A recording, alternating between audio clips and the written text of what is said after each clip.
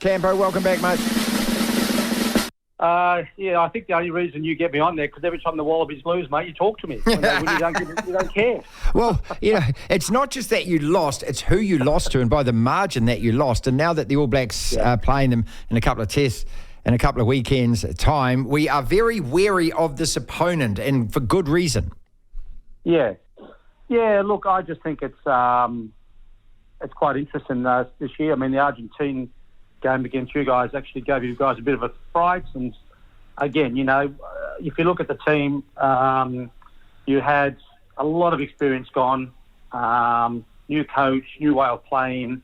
It takes you a few games, like any country, to try and get used to the style.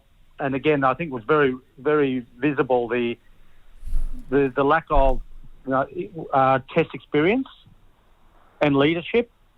And I think that's what happened. Like, if you look at Australia as well, very similar, mate. They just, we haven't got a leader, and you guys obviously had a bit of a talking to, obviously, being in New Zealand and how rugby is. I mean, you guys had to perform, otherwise you would have been kicked out of town. So that's what you need, mate. You need a reaction after getting a loss like that.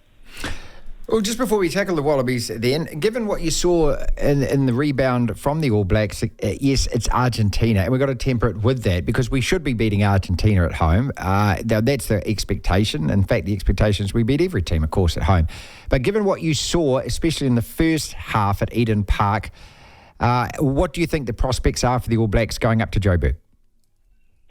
Yeah, look, I think Joburg's going to be a tough one because of the altitude as well. I mean, people don't realise how it affects you. And I think that I suppose it's one of those things that when you're playing the world champions at home, it's always very difficult, mate. There's always that rivalry. It has been a long time, and the culture and history of the two teams are very important. And I think obviously, I think one of the problems I see these days also in teams, they're trying to pick all the best players and put them on the field, but they're not necessarily the best player in that position. And I think you can see some of the players like Beauden Barrett was a great number 10, but they keep on shifting around because they want all the best players. Is he the best number 15 in New Zealand? I don't know. There was a lot of talk about Artie Sevilla. He didn't turn up one week and, the next week he turns up. You can't rely on one player. Everyone's got to realise that they're there. That's their job. And as I said, the culture and history behind that, that's what you've got to sort of live for as well. If you haven't got the culture and history, mate, it's a bit like the Wallabies at the moment. They've got no idea who we are. And that's why we are where we are. But you guys, there's always that the pressure because you've got the whole country behind you, and everybody sort of watches and they want you guys to win.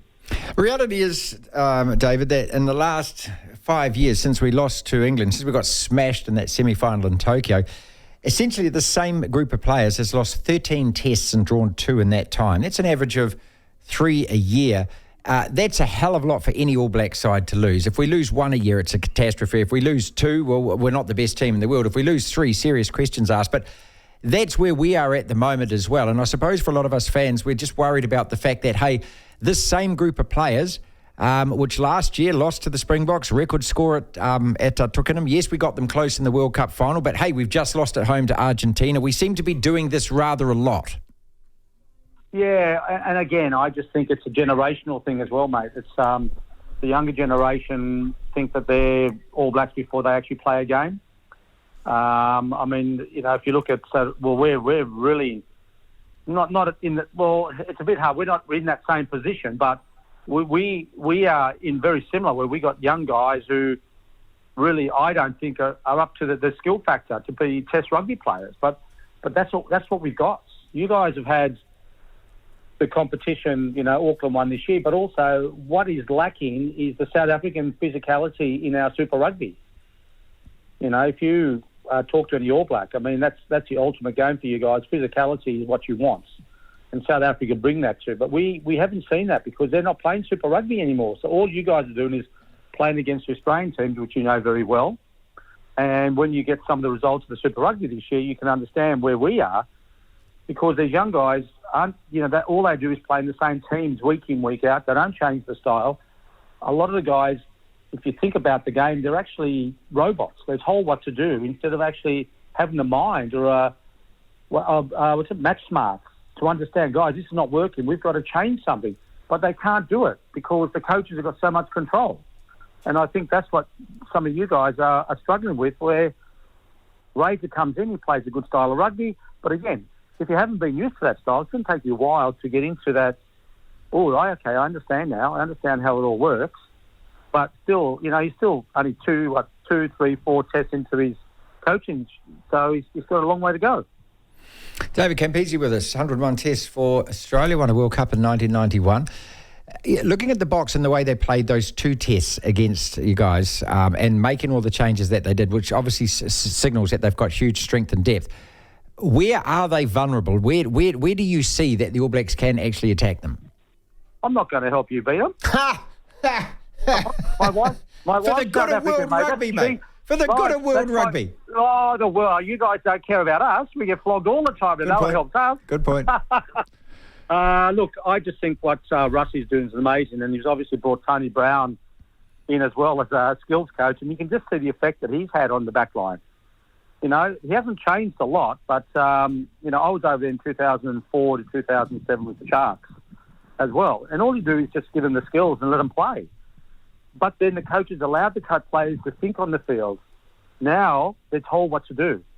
And when something happens differently, no one knows how to react. The game is supposed to be an entertaining game. But what South Africa are doing, they're just physically just bashing people. And you've got to try and work out, okay, if this is not working, what do we do? A great example was that when Ireland beat you a couple of years ago, before the World Cup in New Zealand. Yep. Okay, I watched that game, and what all Ireland did at the ruck, they did not commit one person to a ruck. So the All Blacks had 3 or 4 players on the ground. So Ireland just had a brick wall. So you've got 11, they've got 15. That's all they did. But in the World Cup last year, New Zealand changed their tactics, but Ireland didn't. So once you know how they play, you've got to think, okay, how are we going to change? What are we going to do? Do we kick the ball more? Or do we try and do switches or something different to try and get someone to come out of the defence? That's what rugby's about. You've got to think about how you want to play the game without really giving too much ball away. I mean, the amount of kicking these days, pointless kicking, is unbelievable. And the Wallabies did that last week against South Africa. Because the defence is so good, we say, we'll just kick it away. And you kick it away, and they scored a try from one of our kicks.